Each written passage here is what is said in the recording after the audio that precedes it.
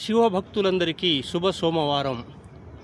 సోమవారం రోజు శివునికి ఇష్టమైన పూజలు నిర్వహించి మరియు ప్రకృతిలో ఉన్న పక్షుల కోసం ఆహారం, పెరుగన్నం మరియు పాలు ఇక్కడ ప్రకృతిలో సమర్పిస్తే ప్రకృతిలో ఉన్న ప్రతి పక్షులు మరియు పిచ్చుకలు, రకరకాల పక్షులు తమ సంతోషంగా తింటాయి.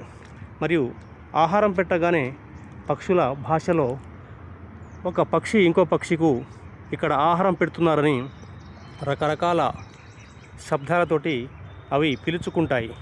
ఇక్కడ ఆహారం ఉంది, ఇక్కడ తిందాము అని పక్షులు ఒక సంగీత స్వరాలు వినిపించే అద్భుతమైన ఒక పరికరం లాంటివి సంగీత స్వరాలు వినిపిస్తుంటాయి ప్రకృతిలో పక్షులు.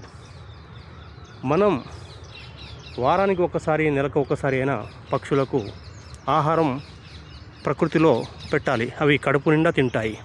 కావున దేవుడు ఉన్నాడు ప్రకృతిలో. ప్రతి విషయంలోనూ, ప్రతి వస్తువులోనూ, ప్రపంచంలోనూ ఎక్కడ చూసినా